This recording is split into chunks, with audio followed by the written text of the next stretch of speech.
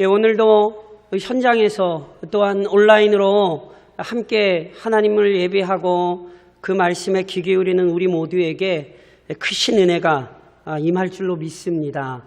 우리 장로님 기도해 주신 것처럼 우리에게 오늘 인내가 필요한 때인데 어려운 상황 속에서도 끝까지 인내하시며 하나님을 기쁘시게 하는 모든 믿음의 성도들 되시기를 다시 한번 살아계신 주님의 이름으로 권면드립니다.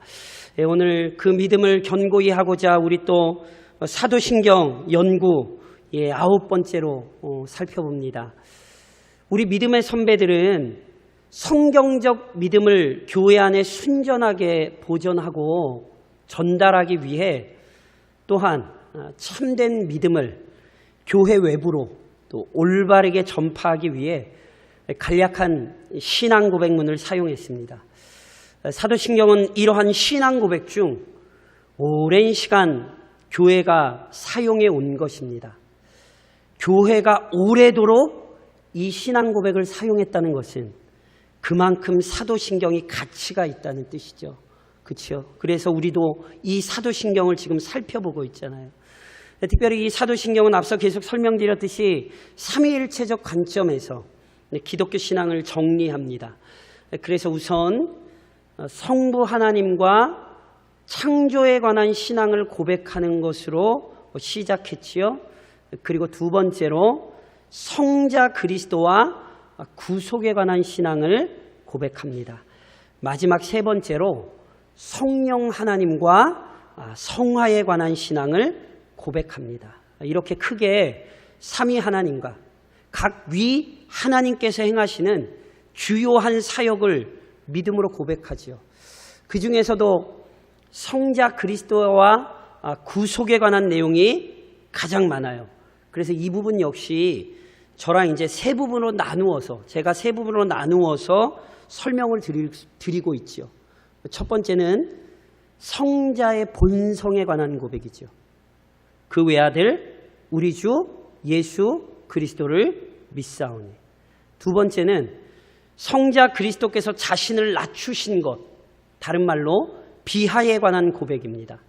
이는 성령으로 잉태하사 동정녀 마리아에게 나시고 본디오 빌라도에게 고난을 받으사 십자가에 못 박혀 죽으시고 장사되기까지 하셨죠. 이게 그리스도의 비하입니다. 그리고 세 번째는 성자 그리스도께서 높아지신 것, 영광 받으신 것, 조금 다른 말로 승귀라 말씀드렸죠. 그 승귀에 관한 고백이 사흘 만에 죽은 자 가운데에서 다시 살아나시고 하늘에 오르사 전능하신 하나님 우편에 앉아 계시다가 저리로서 산자와 죽은 자를 심판하러 오시리라. 이게 바로 승귀에 관한 고백입니다. 지난 시간 저랑 이제 승귀에 관한 고백 중에 사흘 만에 죽은 자 가운데서 다시 살아나신 것, 부활을 살펴봤습니다. 오늘은 하늘에 오르사 전능하신 하나님 우편에 앉아 계신 것에 관한 고백의 내용을 저랑 살펴보시려고 해요. 사랑하는 성도 여러분, 우리는 그리스도께서 하늘에 오르신 것을 믿습니다. 이것을 저희가 그리스도의 승천이라 이렇게 얘기하지요. 그리스도께서는 지난 시간에 살펴본 것처럼 사망 권세를 이기고 부활하셨습니다. 즉 영원히 썩지 않고 사라지지 않는 영광스러운 몸으로 살아나셨습니다. 그렇다면 우리 눈으로 볼 수도 있고요, 만질 수도 있는 그 몸으로 부활하신 그리스도께서 어떻게 되셨습니까? 그리스도의 부활 이후의 행적에 대해 우선 사도행전 1장 3절에는 이런 기록이 있죠. 그가 고난받으신 후에 또한 그들에게 확실한 많은 증거로 친히 살아계심을 나타내사 40일 동안 그들에게 보이시며 하나님 나라의 일을 말씀하시니라. 그리스도께서요, 부활하신 후 40일 동안 제자들에게 주권적으로 나타나사 부활의 사실을 확인시켜 주셨어요. 그러면서 동시에 이미 가르치신 하나님 나라에 관한 일을 다시 일러주시는 거예요. 무엇보다 제자들이 성령의 충만함을 받은 후에 어떤 사람들로 살아야 된다고요? 증인으로 살아야 된다고 명령하시죠. 그러면서 어떻게 하셨는지 혹시 기억하세요? 성령 충만하여 증인이 되라는 말씀이 사도행전 1장 8절이죠. 그 사도행전 1장 8절의 다음 구절, 사도행전 1장 9절이 이렇게 기록하죠. 이 말씀을 마치시고 증인 되라 말씀 마치시고 그들이 보는 데 올려져 가시니 구름이 그를 가리어 보이지 않게 하더라. 제자들 앞에서 하늘로 올라가셨죠. 승천하셨습니다. 믿으십니까? 그렇다면 도대체 왜 예수님이 승천하시죠? 도대체 이 승천의 의미가 무엇이냔 말이죠. 우선 그리스도의 승천은 그리스도께서 행하셨던 그 속죄 사역의 완전함을 확증합니다. 제가 앞서 그리스도의 의미를 설명을 드렸어요. 그리스도라는 말은 원래 하나님께서 기름 부어 세운 지도자를 얘기하는 직분이에요. 그래서 예수님께서는 완전한 그리스도시죠. 완전한 왕이요, 완전한 선지자요, 완전한 대제사장이시죠. 그 중에 이 대제사장의 가장 중요한 사역이 뭔지 아세요? 대제사장의 가장 중요한 사역은요, 대속죄일에 모든 백성의 죄를 용서받기 위해 하나님께서 임재하신 지성소에 희생제물의 피를 가지고 들어가는 거예요. 이게 대제사장이 하는 일의 가장 중요한 일이에요. 바로 이 아론 자손 대제사장이 예표했던 사역을 그리스도께서 승천으로 완성하십니다. 이게 승천입니다. 이 사실을 그래서 히브리서 기자가 히브리서 9장에서 이렇게 설명을 했어요. 그리스도께서는 장래 좋은 일에 누구로? 대제사장으로 오사. 예수님이 완전한 대제사장이세요. 오셔서 뭐 하셨는데요? 손으로 짓지 아니한 것, 곧 이 창조에 속하지 아니한 더 크고 온전한 장막. 이게 하늘이에요. 하늘 성소예요. 사람 손으로 지은 곳이 아니라 하나님 계신 그곳에 들어가시는 거예요. 왜요? 염소와 송아지의 피로 하지 아니하고 오직 자기의 피로 영원한 속죄를 이루사 단번에 성소 하늘에 들어가셨느니라. 제가 다시 설명드리면 이런 거예요. 앞서 설명드렸듯이 염소나 송아지의 피로 인간의 죄를 용서받을 수는 없어요. 죄의 삭은 사망이고 인간의 죄를 용서받기 위해서는 당연히 인간의 죽음이 필요합니다. 이를 위해 그리스도께서 완전한 인간이 되셨죠. 그리고 자기 생명을 드리셨어요. 즉 그리스도께서 죄인의 속죄를 위한 희생제물이 되어 주셨잖아요. 그런데 그리스도께서는 희생제물만 되신 게 아니에요. 지금 설명드린 것처럼 완전한 대제사장이세요. 그래서 마치 대제사장이 희생제물의 피를 들고 지성소에 계신 하나님께 나아갔듯이 완전한 대제사장이신 그리스도께서 속죄의 피를 들고 거룩하신 하나님께 나아가시는 거예요. 물론 이때 예수님께서 하나님께 나아가셨다는 건 진짜 자기 피를 받아들고 나아가셨다는 게 아니라 거룩하신 하나님 앞에, 심판자이신 하나님 앞에 죄인들 대신 자기 생명을 드리신 거예요. 이처럼 완전한 희생제물이요, 완전한 대제사장이 되셨기에 누구든지 그리스도를 의지하는 자마다 진정한 속죄의 은혜를 풍족히 누리게 된 거예요. 제가 이것을 이렇게 뒤집어서 설명드릴 수 있어요. 만일 그리스도의 희생사역이 불완전했다면, 그리스도의 보혈의 공로가 불완전했다면, 또는 그리스도께서 하나님 앞에 나아가실 수 있는 완전한 대제사장이 아니었다면 뭐가 불가능하지요? 승천이 불가능한 거예요. 그리스도께서 부활하신 후 거룩한 하늘 보좌의 성소로 오르셨다는 사실 자체가 하나님께서 그리스도의 희생의 피뿐만이 아니라 그리스도의 대제사장으로서의 속죄 사역을 기쁘게 받으셨다는 명확한 증거입니다. 그래서 승천은 중요한 것입니다. 또 하나, 그리스도의 승천은 그리스도께서 본래 지니셨던 영광의 신분을 회복하신 거예요. 앞서 계속 설명드렸듯이요, 사도신경은요 철저히 삼위일체 신앙을 잘 표현하고 있어요. 삼위일체 어떤 의미입니까? 성부, 성자, 성령 모두 동등하신 하나님이시죠. 그런데 그 동등하신 성부와 성자와 성령께서 신비로운 질서 안에서 각자의 역할을 감당하십니다. 그래서 구원에 관해서는요, 성부는 구원을 계획하시고요, 성자는 그 구원의 계획을 이루세요. 조금 더 나아가 성령께서는 성부가 계획하시고 성자가 이루신 구원의 은혜를 그리스도인 각자에게 실제로 적용하시는 거예요. 성령을 믿사오며, 그때 제가 이 내용 다시 설명드려요. 그런데 이렇듯 어찌됐건 성삼위 하나님께서 각자 자기에게 맡겨진 일을 감당하시되 그리스도께서는 이 구원의 계획을 이루시려고 자신을 낮추셨잖아요. 저랑 그래서 그리스도의 비하를 앞부분에서 살펴보셨죠? 그런데 그리스도께서 자신을 낮추셨다는 것은 제2위로서의 영광을 박탈당하거나 하나님의 신분을 버린 게 아닙니다. 그리스도께서는 인간으로 이 땅에 계실 때도 언제나 영광의 하나님이셨어요. 그 영광을 잠시 가리신 것뿐이죠. 그런즉 죄인들의 속죄를 위한 모든 사명을 마치신 이후에는 본래 소유하신 영광의 자리와 위엄으로 회복되시는 것이 마땅하지요. 그래서 그리스도께서 십자가를 지시기 전 하나님 앞에서 요한복음 17장에 이런 기도를 하셨어요. 아버지께서 내게 하라고 주신 일을 내가 이루어 아버지를 이 세상에서 영화롭게 하였사오니, 아버지여, 창세전에 내가 아버지와 함께 가졌던 영화로서 지금도 아버지와 함께 나를 영화롭게 하옵소서.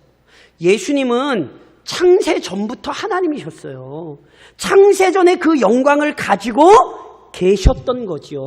그런즉 그리스도께서는 자신이 아버지께서 맡기신 모든 사명을 감당하고 난 후에는, 즉 이 땅에서 그 구속의 사역을 감당하시기 위해 자신을 낮추셨던 이후에는 다시 아버지께서 자신을 이전의 영광으로 높이실 것이라는 사실을 알고 계셨고, 그래서 그렇게 기도하셨던 거예요. 그리고 실제로 높아지신 거잖아요. 이전 영광의 자리로 돌아가신 거죠. 이것이 바로 승천인 거예요. 예수님은 새로운 신분을 얻으신 것이 아니에요. 그분은 원래 가지셨던 영광의 자리로 돌아가신 거죠. 물론 하나 혼동하지 마셔야 될 게 있어요. 이전과 다른 점이 있어요. 무슨 얘기냐면 성육신 전에는, 정말로 인간이 되시기 전에는 예수님께서는 신성만 지니고 하늘에 계셨어요. 그러나 인간이 되시고 부활하신 후 승천하실 때에는 완전한 하나님이신 동시에 완전한 인간으로 신천하신 거예요. 그리고 지금도 마찬가지로 신성과 인성, 즉 완전한 하나님이시오 완전한 인간으로서의 영광을 동시에 지니고 하늘에 계시죠. 그래서요, 완전한 하나님이시오 완전한 인간으로서 하늘에 계신 분은 누구밖에 없죠? 예수님 외에는 없어요. 그래서 승천은 예수님의 그 영광을 우리에게 확인시켜주는 아주 중요한 사건인 거예요. 동시에 승천으로 끝나지 않아요. 우리는 승천하신 그리스도께서 하나님 보좌 우편에 앉아 계신 것을 믿습니다.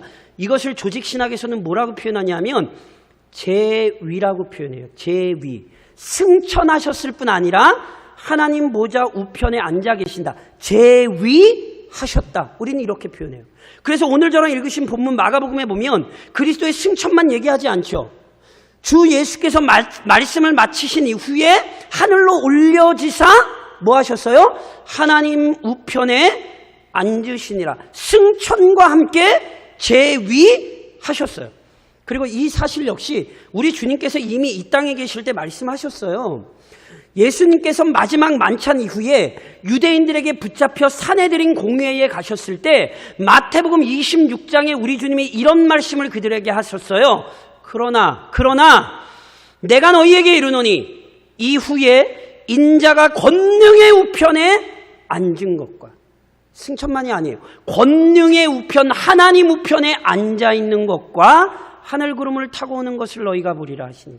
보세요. 예수님은 승천만이 아니에요. 하나님 보좌 우편에 앉으실 것을 말씀하셨죠.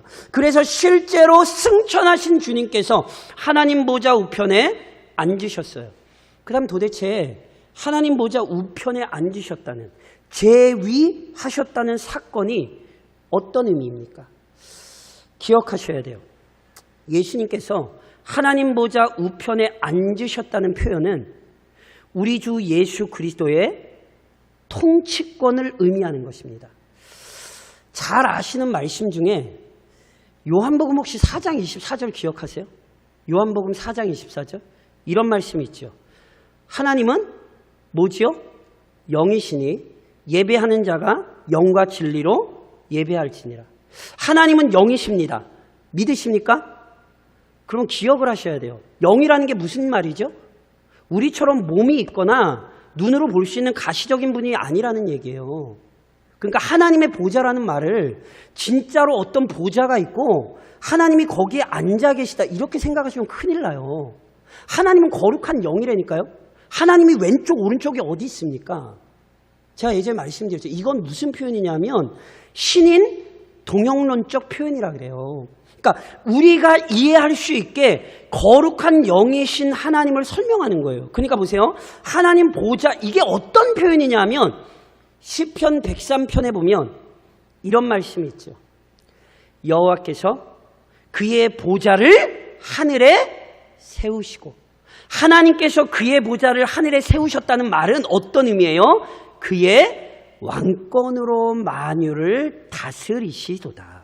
하나님의 보좌란 하나님께서 온 세상을 통치하신다는 사실을 나타내는 표현이에요. 더 나아가 하나님이 왼쪽 오른쪽이 어디 있어요? 그러니까 하나님의 우편이란 조금 다른 말로 왕의 보좌 우편에 앉는다는 것은 왕의 권위를 이어받는 것, 또는 왕과 함께 통치하는 권위와 능력을 가졌다는 것을 나타내는 표현이에요. 그러니까 그리스도께서 하나님 보좌 우편에 앉으셨다는 것은 그리스도께서 하나님과 동등한 권위와 능력으로 온 세상을 통치하신다는 의미라고요. 그래서 베드로전서 3장에 이런 말씀이 있죠. 그는 하늘에 오르사 하나님 우편에 계시니 뭐 하시는 거예요? 천사들과 권세들과 능력들이 그에게 복종하느니라.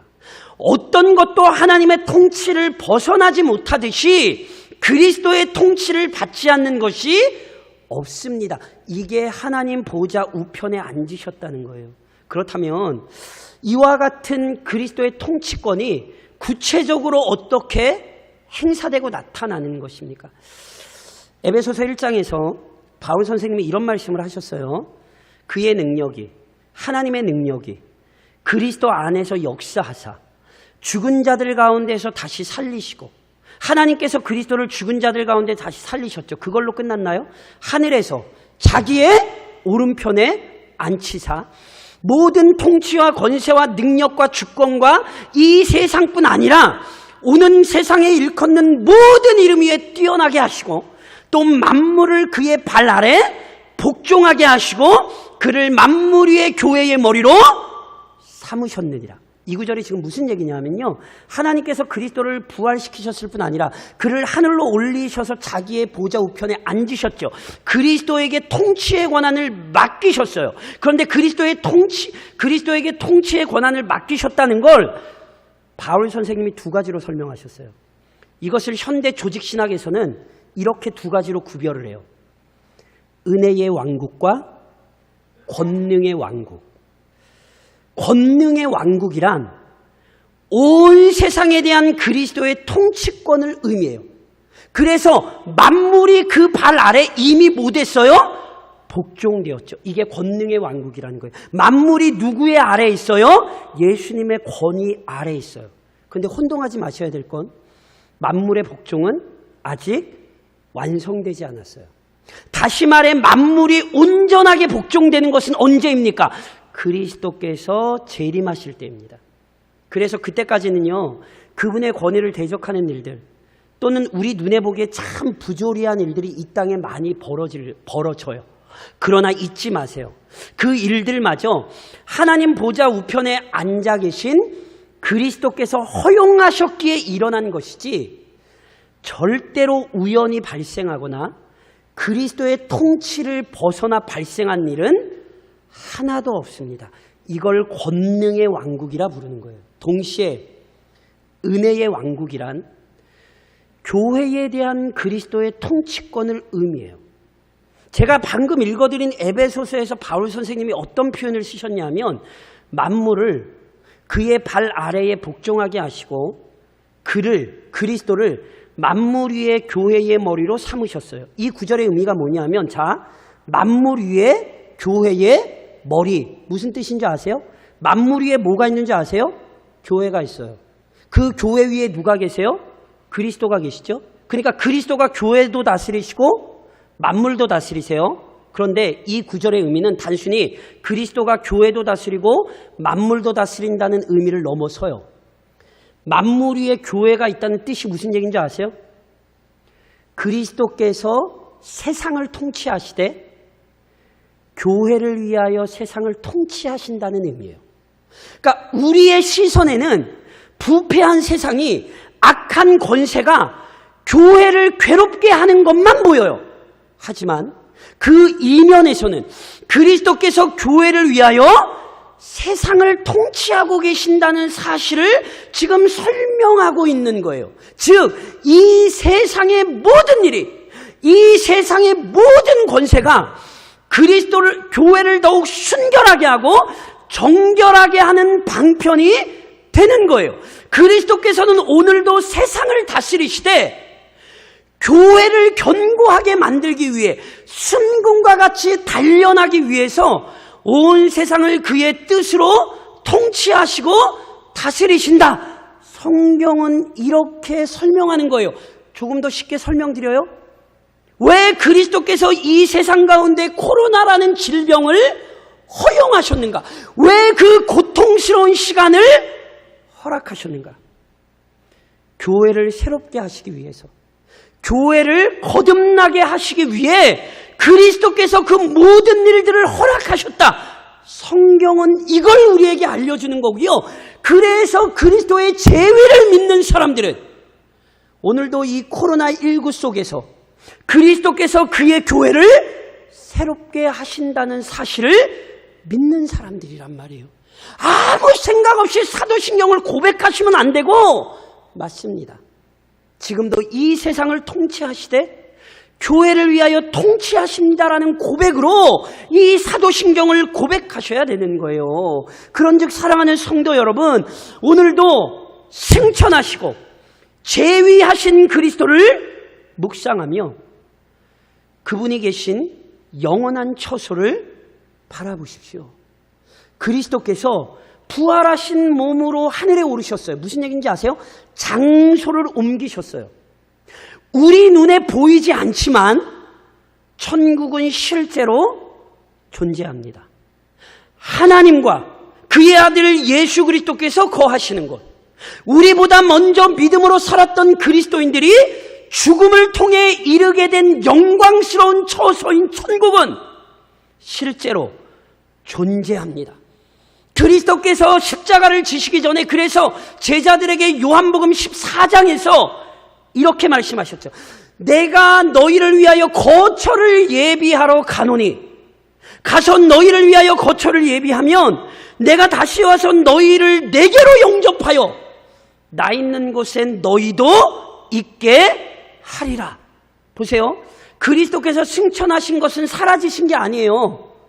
뭘 준비하러 가셨어요? 제자들의 거처를 준비하러 가셨어요. 근데 제자들의 거처를 준비하러 가셨다는 얘기는 원래는 없던 것을 만드셨다는 의미가 아니죠. 본래 하늘은 존재하고 있었어요. 그런즉 그리스도께서 이미 이 말씀을 통해 제자들을 위한 하늘의 거처가 이미 준비되어 있다는 사실을 깨닫게 하시는 거고요. 승천하시는 모습을 보여주시면서 봐라, 너희가 올 하늘 이미 준비되어 있다. 내가 지금 먼저 가잖아. 그 사실을 확신시켜 주시는 거라고요. 그래서 제자들이 앞으로 닥칠 그 많은 고난 속에서 그 거처를 소망하며 살도록 알려주신 거예요. 이런 의미에서 오늘 우리에게 아주 중요한 의미가 있습니다. 그게 뭔지 아세요? 천국이 인식되는 것입니다. 스데반이 자신을 죽이려는 흉포한 무리들 앞에서 돌을 들고 자신의 치는 그 패역한 죄인들 앞에서 순교를 두려워하지 않았던 이유가 분명했어요. 아세요? 사도행전 7장에 분명히 이렇게 기록하죠. 스데반이 성령이 충만하여 하늘을 우러러 주목하여 뭘 보죠? 하나님의 영광과 및 예수께서 하나님 우편에 서신 것을 보고 말하되, 보라, 하늘이 열리고 인자가 하나님 우편에 서신 것을 보노라 한대. 보세요. 하늘을 보는 사람, 천국을 인식하는 사람, 어떠한 고난 속에서도 믿음으로 살아요. 물론 스데반처럼 육신의 눈으로만 봐야 하는 것 아니에요. 중요한 걸 잘 보셔야 돼요. 스데반이 성령이 충만했을 때, 즉 성령이 충만할 때 천국이 인식됩니다.